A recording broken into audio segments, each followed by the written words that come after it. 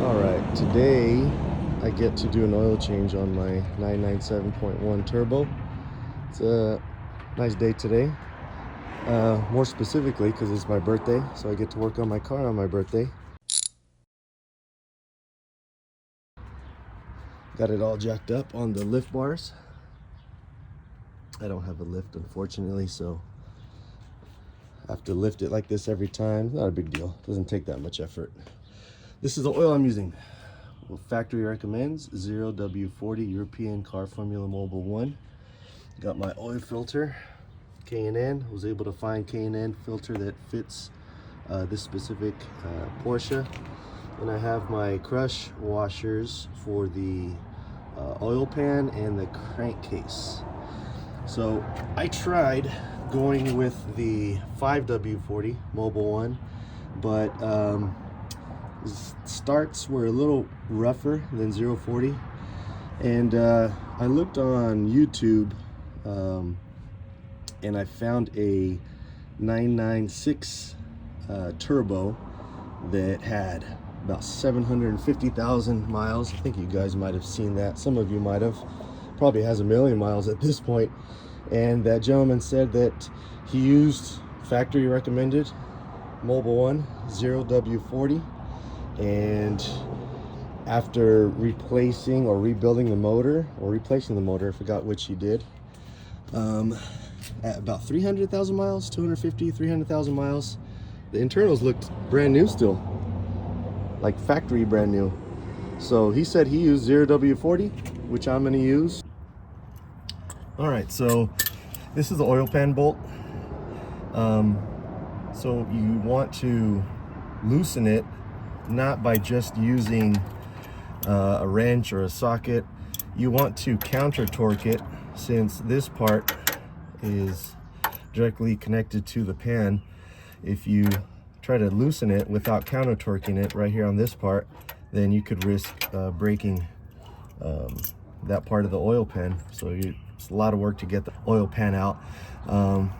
Probably need to take out the motor for that, since the oil pan goes deep into the engine bay. So what I do is I use a couple crescent wrenches, one to counter torque and the other to take out the bolt. So let me fit this real quick. Alright, that part is on. I got my bucket to catch the oil.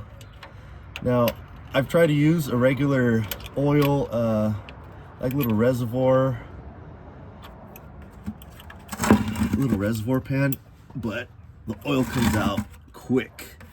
So it has overflowed my reservoir and quickly made a big mess. So hopefully you can see. So I got my counter torque ready. I got this wrench, crescent wrench. Okay, I'm gonna push up with my left hand as I loosen this. Ready. Let's see. Ooh, exhaust is still hot. You definitely want to warm up the car before you do this. That way the oil flows a lot easier. Now I'm trying to be really careful because I don't want to crack anything. Counter torque ready. Crescent wrench. I think I got it. There we go. Counter torqued, loosened it, ready to go. It looked a little rough, but I was definitely counter torquing because you don't want to break this part right here. Now the messy part. There's no getting away from the quick flow. Let's see. Probably should be wearing gloves, huh?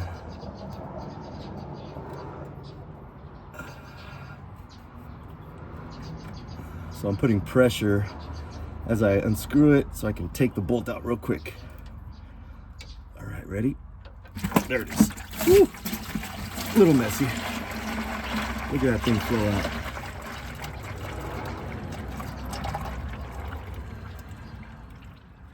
Ooh, still got the crush washer connected.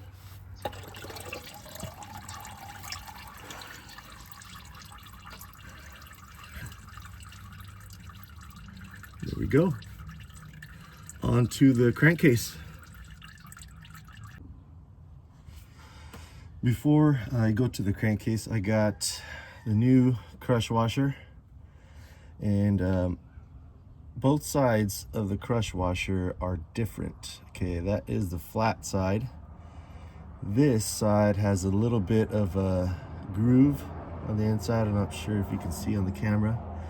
So you want that little groove side to go up against the drain plug, not the flat side. The flat side goes up against the oil pan. Get that in there. New washer with the drain plug. And the torque specs are 52 foot-pounds of torque. It goes into there. The crankcase is 44, so I got my torque wrench to take care of that.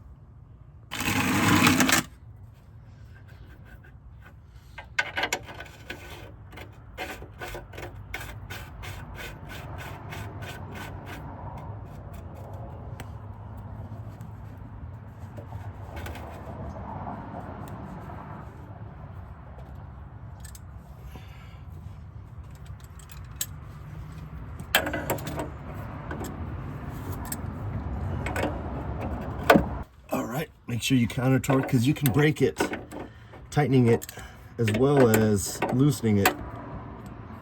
So let me get that fit on there again. All right, 19mm socket.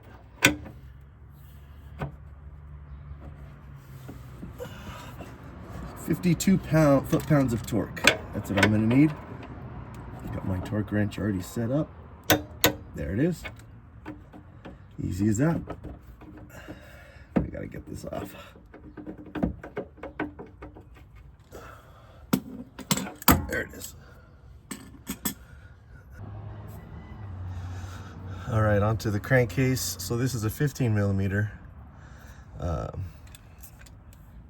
drain plug that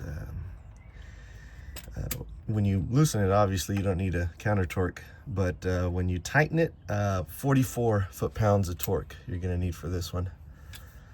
So let's get to it. There we go, a little bit more clearance.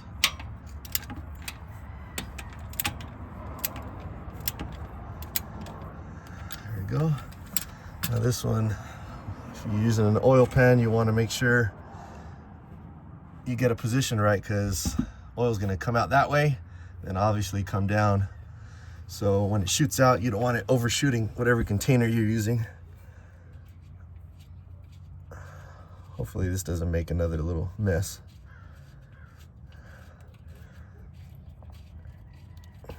So I push in, and then once I know it's loose, take it out. There it goes, shot out a little bit. Oh, that was a lot cleaner than the pan. There you go.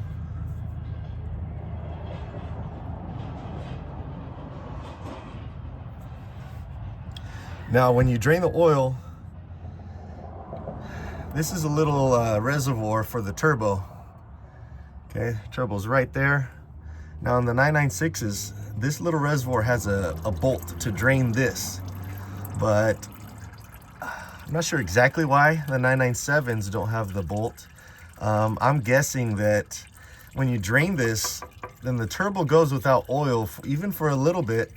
It's still starving the turbo of oil in it. I mean, I'm guessing it could potentially wear down the turbo, even if it's for a little bit. So when you drain the oil on the 997 turbo, you drain the oil from the turbo. I mean, there's got to be a way you inject oil into it so the turbo doesn't go without any oil. So some people drain that as well on both sides, but I'm deciding not to. Definitely don't want the turbo to go without oil. And that's almost done. All right, so this is the washer for this plug. and they both look like they're flat, or both sides look like they're flat, but one side is definitely flatter than the other. This side, I don't know if you can tell, it's a little more rounded.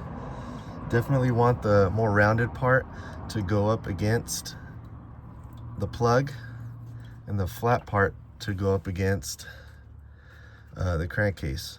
So definitely want to do that.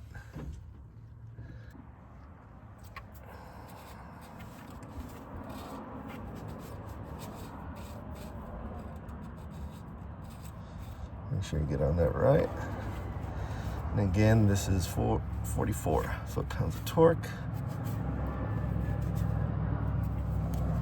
Let's see here. Looks like there's a little oil coming out. I'm gonna take this off, let it drain a little better. Definitely don't want any oil in there. I'll clean all this up one more time. Ooh, yeah, there's a little bit more to come out.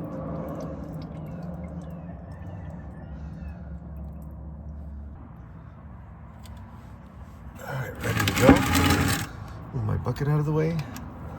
Once you hear the click, away, then we're good. There we go.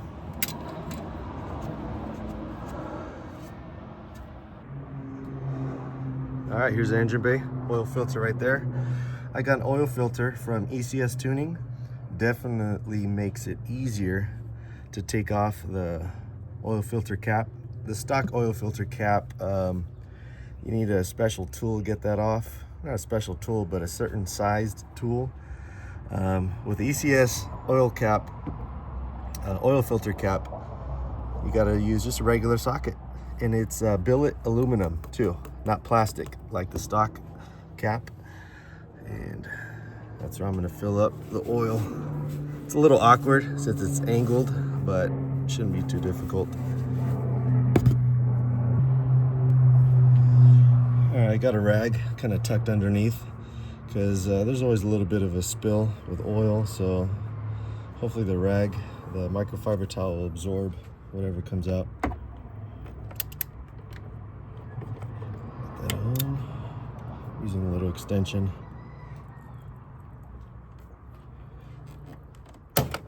There it is. Seemed like I tightened it a little too tight last time. I think it's 19 foot-pounds of torque that it's gonna need when I retighten it. And there we go.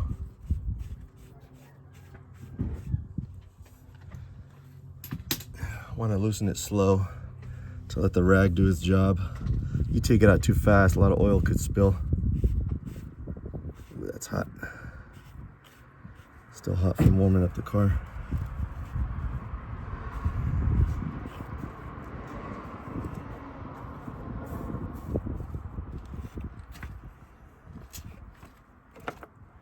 Okay, feel like it's spilling a little bit.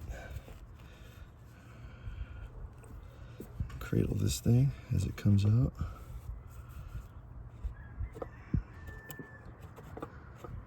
Ooh.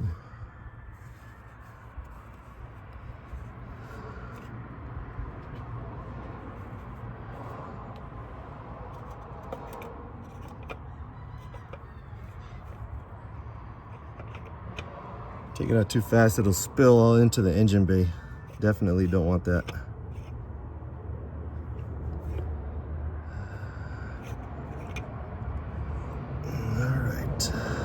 Got that. There's an oil filter.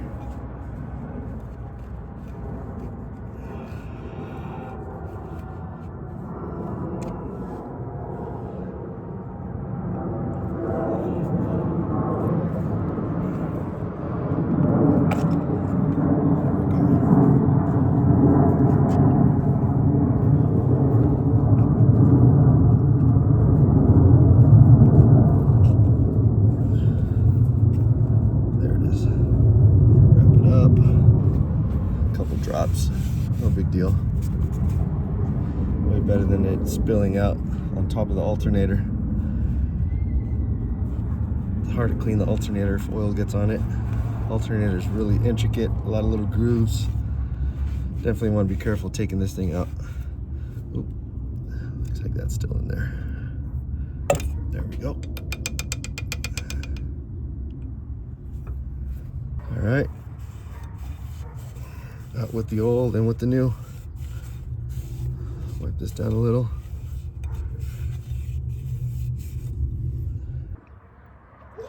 So when you get a new oil filter, definitely want a new rubber ring on the housing oil filter cap. So let's get this old one off.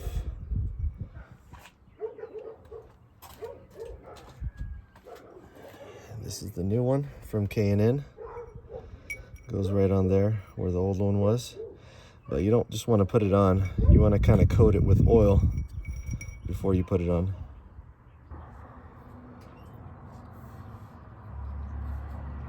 New oil filter going in. Fits perfectly. All right, oil filter's in. Cap is prepped, ready to go in. There we go. Tighten it until we can't tighten it with a hand anymore. Use a torque wrench, and we got 19 foot-pounds of torque that we're gonna need to torque it at. All right, let me get my torque wrench.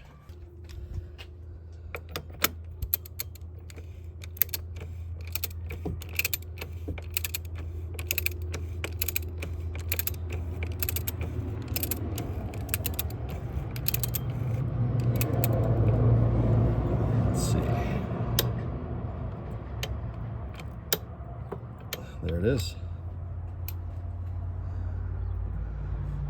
Wipe it down, good to go.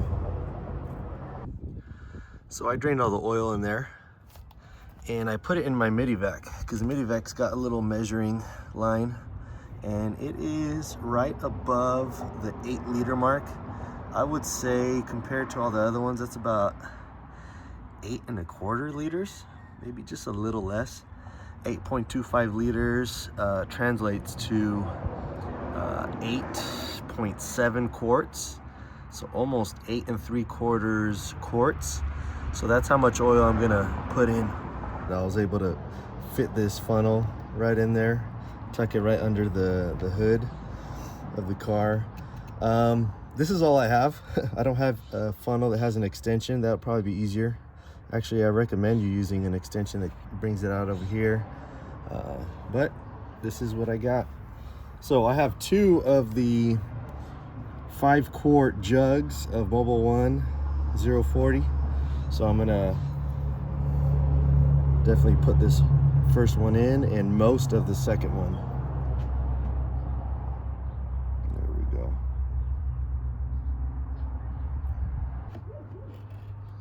These motors do consume oil over time. That's just the nature of Porsche. But honestly, let me show you what I've used. I actually use Pro Lube. Put in a certain amount of Pro Lube in your car, and honestly, my oil consumption was cut in half when I add this to the oil. This is basically an oil additive, and it helps lubricate everything a little better. And I was a little skeptical, tried it out. There are different additives you can do. I know there's liquid moly. There's a Ceratec liquid moly that you can add. This actually, in my opinion, works better. At least it worked better in my Porsche. So like I said, it cut the oil consumption in half. I usually, before using this, I would have to add maybe 1.5 quarts throughout the life between each oil change. This cut it in half. I maybe get to 1 quart, 3/4 of a quart to 1 quart in between oil changes I add. So, you know, sometimes the oil level will go down and you gotta just put a little bit as you go just to make sure the oil is where it needs to be. That's the most important thing with the longevity of this car. Definitely want the oil level to be where it needs to be. If you run low on the oil, that's just less protection, more wear on the car. And if you definitely keep up with the oil levels, it will definitely treat you well and it will last a long time. The motor I'm talking about. So this additive definitely helps a lot. So there are directions on how much you need to put. It all depends on how many miles your car has. All right, on to the second quart. Second jug, I should say.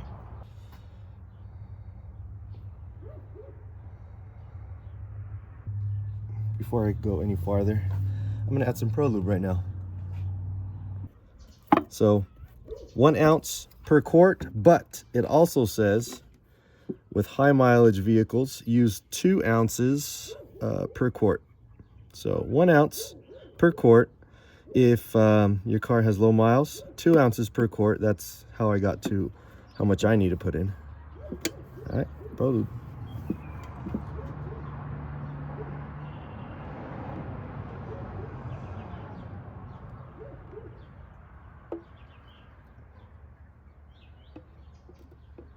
Once again, I'm not going to put in the whole thing, but most of it.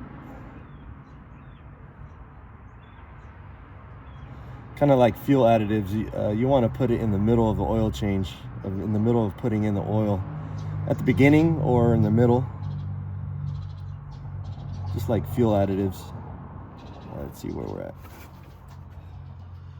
Getting down to it. Really close to my target, just a little more and I should be fine. Right when I started it up, it sounded real nice. No rough start.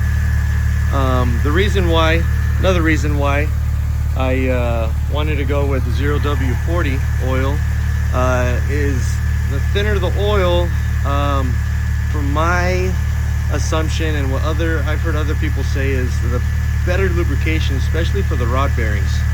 Rod bearings have a tiny clearance in between the rod bearing.